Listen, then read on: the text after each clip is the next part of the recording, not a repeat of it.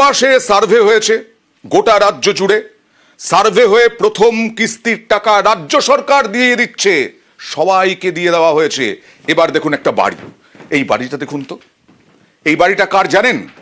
বড় সড়ো নেতা নয়, কোনো রাজনৈতিক নেতা নয়, এই বাড়িটা বাংলার বাড়ি প্রকল্পের উপভোক্তার বাড়ি। কি করে হয়?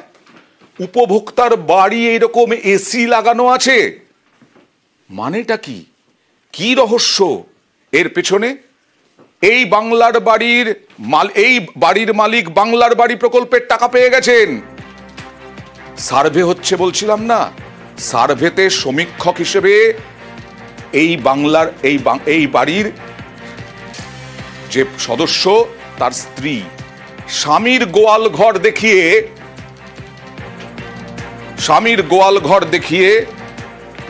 গোয়াল ঘরটা দেখুন, স্বামীকে গোয়াল ঘরে রেখেছিলেন। স্বামীকে গোয়াল ঘরে রেখে যখন সার্ভে করতে এসেছিল টিম, তখন দেখিয়েছেন যে এই গোয়াল ঘরেই থাকেন তারা, এবং তাতেই উঠে গেল তার নাম, পেয়ে গেলেন আবাসের টাকা। সরাসরি চলে যাব সুকান্তর কাছে। সুকান্ত, এ তো ভয়ঙ্কর কারসাজি।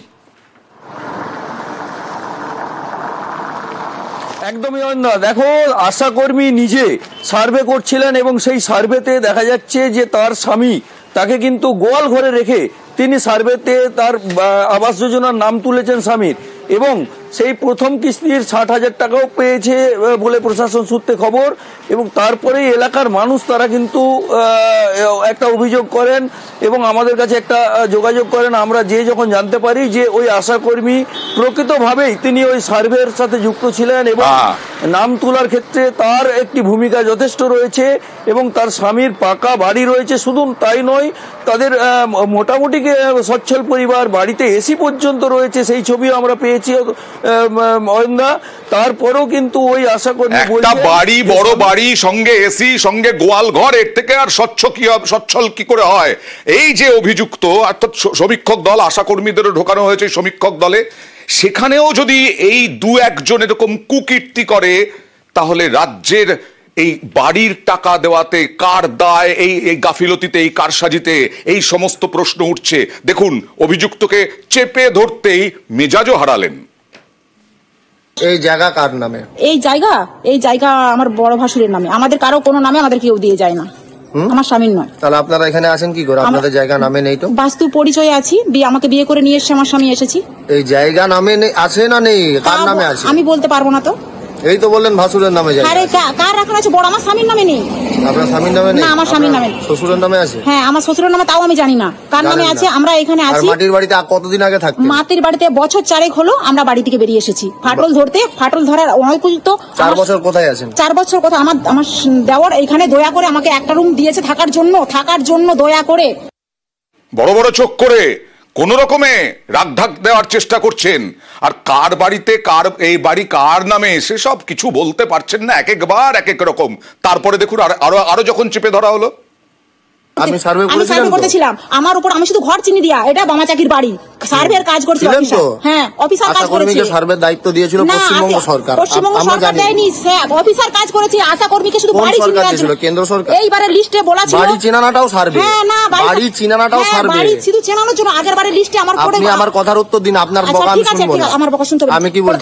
প্রথমবারে আমাকে যখন লিস্টে দেওয়া হয়েছিল দায়িত্ব, তখন আমার সঙ্গে গন্ডগোল করেছিল পার্টিগত ব্যাপারে। বাইরে পার্টি তো শুনছি না আমি কি বলছি? আপনি আশা কর্মী তো? হ্যাঁ কি না? যারা আশাকর্মী তো? আপনি বাড়ি দেখেছিলেন তো? হ্যাঁ, যারা ব্যাস অতটুকুই, আর কিছু নয়, আর কিছু লাগবে না। আমার শুধু দায়িত্ব ছিল বাড়িটা দেখানো। এই মহিলার ভবিষ্যৎ কি সুকান্ত?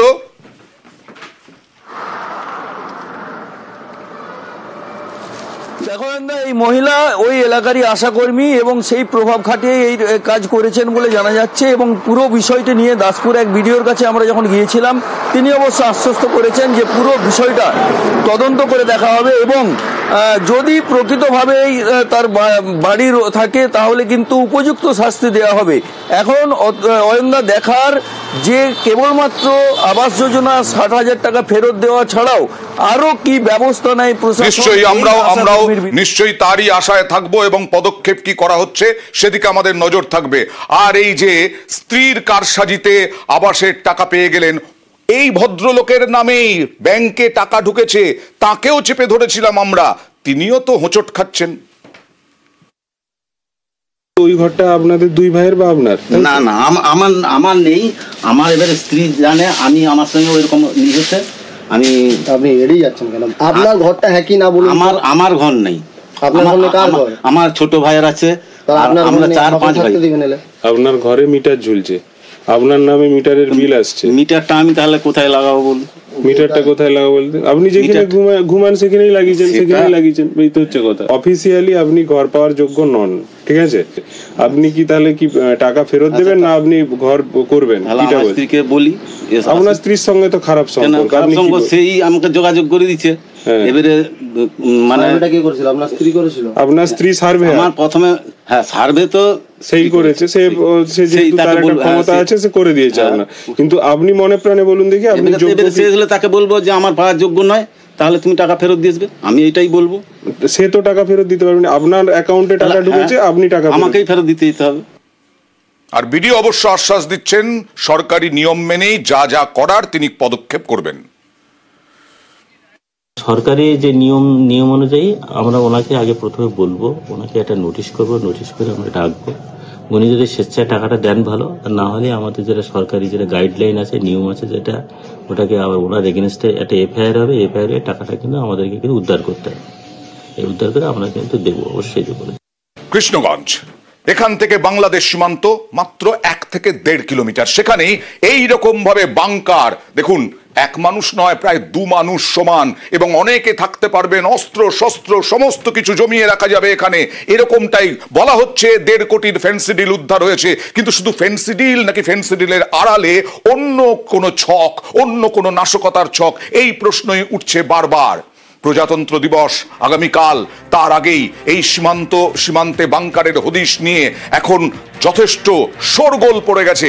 বিএসএফ এর অভিযানে মাঝদিয়ায় বাংকার থেকে প্রায় 1.5 কোটি টাকার কাপ সিরাপ উদ্ধার। বাড়ি থেকে আমবাগান পর্যন্ত মাটির নিচে পর পর 1, 2, 3, 4টি বাংকার বাংলাদেশ সীমান্তে। কি উদ্দেশ্য ছিল এ নিয়েই অবসরপ্রাপ্ত সেনাকর্তারা তারা যথেষ্ট সন্দিহান। আর্থ মুভার এনে খোঁড়াখুড়ি কথা বলবো প্রতিনিধি রঞ্জিতের সঙ্গে। রঞ্জিত, এই মুহূর্তে আরো কিছু আপডেট কি জানা যাচ্ছে? দেখো, যেহেতু 4টি বাংকারে হদিশ পেয়েছে বিএসএফ, গতকাল 3টি এবং আজকে নতুন করে আরেকটি নির্মাণ বাংকারে হদিশ পায়, এবং ইতিমধ্যে বিএসএফ যে সীমান্তবর্তী এলাকা আছে সেখানে একেবারে বিভিন্ন জায়গায় তারা অনুসন্ধান চালাচ্ছে, এবং তাদের যে গোয়েন্দা বিভাগ রয়েছে তারাও কিন্তু খোঁজখবর চালাচ্ছে বলে এমনটা বিএসএফ সূত্রে জানতে পারা যাচ্ছে। তবে একটা এই যে জানা যাচ্ছে রঞ্জিত, বাড়ি থেকে আমবাগান পর্যন্ত এই যে বাংকার, এই বাড়ির মালিককে, তিনি সে কোথায়, এবং এই যে গ্রামের পাড়া প্রতিবেশীরা তারাও কি জানতেন না এই যে একটা বাংকার নির্মাণ হচ্ছে? আমরা দেখতে পাচ্ছি ইটের গাঁথনিতে। তবে এখানেই প্রশ্ন উঠছে, যারা পাড়া প্রতিবেশী বা যারা স্থানীয় মানুষ রয়েছে তারা কিন্তু কাজের মুখে কুল পেটেছে। তবে একটা বিষয় অত্যন্ত গুরুত্বপূর্ণ এখানে বলতে হয়, কারণ হচ্ছে যে সীমান্তবর্তী এলাকা, এর আগে আমরা দেখেছি বারবার যে এই সমস্ত সীমান্তবর্তী এলাকা দিয়ে চোরাচার কারবারি যারা রয়েছে বা যারা অনুপ্রবেশ করতে সাহায্য করে, সেই সমস্ত দালাল চক্রে কিন্তু একেবারে আতুর ঘর বা একদম করিডোর বলা যেতে পারে। ফলে গতকাল যে 3টি বাংকার থেকে ফেন্সিডিল উদ্ধার, সেই ফেন্সিডিল শুধুমাত্র এই বাংকারগুলো ফেন্সিডিলের রাখার জন্য তৈরি করা হয়েছিল, নাকি যে অনুপ্রবেশ করানো হয় তাদেরকে রাখা বা অন্য কোনো অসৎ উপায়ে এই বাংকারগুলোর জন্য তৈরি করা হয়েছিল কিনা, সবটাই যেমন তদন্ত সাপেক্ষ। তবে একটা বিষয় অত্যন্ত গুরুত্বপূর্ণ, যেহেতু একেবারে মেন রাস্তা রয়েছে, তার থেকে কিছুটা দূরে গিয়ে আমবাগান, সেখানে কিছু ঘর বাড়ি রয়েছে, এলাকার মানুষজন রয়েছে, তারা কি কিছু জানতেন? এই নিয়ে কিন্তু যেমন প্রশ্ন উঠছে। আমি রঞ্জিত আসবো, তার আগে দেখাই অবসরপ্রাপ্ত সেনাকর্তা গ্রুপ ক্যাপ্টেন RK দাস। তিনি বলছেন তার সন্দেহ এখানে অস্ত্র শস্ত্র মজুত করার ছক ছিল, এখানে অনুপ্রবেশকারীদের নিয়ে আসার ছক ছিল, তার সন্দেহ। এটা যেতে নাকি বাংলাদেশ থেকে যারা নাকি অনুপ্রবেশ করবে তাদের এখানে যখন নাকি ওরা ভারতে চলে আসবে, যতক্ষণ না ওদের কাগজপত্র তৈরি হয়, এখানে লুকোনোর ব্যবস্থা। 1-2 দিনের ব্যাপার না, অনেক বছর ধরে এটা যা মনে হচ্ছে এটা তৈরি করা হয়েছিল। এখানে যারা অনুপ্রবেশ করার জন্য এটা একটা স্টেজিং পোস্ট ছিল। ধাপে ধাপে বাংলাদেশ থেকে লোকেরা আসতো, এখানে থাকতো, আবার এখান থেকে অন্য জায়গায় দেশের বিভিন্ন জায়গায় ছড়িয়ে যেত। বিএসএফ এর একটা গাফিলতি তো আছেই, একটা বিরাট চিন্তার বিষয়। কথা বলবো আরেকবার প্রতিনিধি রঞ্জিতের সঙ্গে। রঞ্জিত, এই যে বিএসএফ তুমি বললে কিছুক্ষণ আগে 1 থেকে 1.5 কিলোমিটার হচ্ছে বাংলাদেশ সীমান্ত এখান থেকে। এই যে উনি গ্রুপ ক্যাপ্টেন আর কে দাস সন্দেহ প্রকাশ করছেন যে এটা বছরের পর বছর ধরে হয়েছে, বছরের পর বছর ধরে বর্ডার সিকিউরিটি কোনো ফোর্সের কোনো চোখে পড়লো না। তবে এখানে প্রশ্ন উঠছে, যেহেতু একেবারে কৃষ্ণগঞ্জ ব্লকের যে ভৌগোলিক অবস্থান একেবারে সীমান্তবর্তী এলাকা, এখানে বিএসএফ এর টহল, বিএসএফ এর আনাগোনা সব থেকে বেশি, এবং তার পাশাপাশি জনবহুল এলাকা বেশ কিছু জায়গা রয়েছে। ফলে যে এলাকাতে এই বাংকার গুলো উদ্ধার হয়েছে তার থেকে 1 থেকে 2 কিলোমিটার দূরে টুঙ্গি সীমান্ত রয়েছে, সেখানে বিএসএফ টহল রয়েছে। ফলে এই যে বাংকার এগুলো তৈরি 1 বা 2 দিনের নয়, বেশ সময় ধরেই কিন্তু এগুলো তৈরি করা হয়েছে, এবং সেখানে যে সমস্ত মেটেরিয়ালস ব্যবহার করা হয়েছে সেগুলো যেমন খোলা বাজার থেকে নিয়ে যেতে হয়েছে এমনটাই কিন্তু ধারণা। তবে তারপরেও কিভাবে এই সমস্ত বিএসএফ এর নজর এড়িয়ে বা পুলিশের নজর এড়িয়ে তা নিয়ে কিন্তু প্রশ্ন উঠছে। পাশাপাশি যারা এলাকার স্থানীয় বাসিন্দা তারাও কিন্তু কাজে মুখে কুল বেঁধেছে। ফলে এর আমি আসবো তোমার কাছে রঞ্জিত, আবারও আসবো। অবসরপ্রাপ্ত বিএসএফ কর্তা সমীর মিত্র তিনিও আশঙ্কা প্রকাশ করছেন।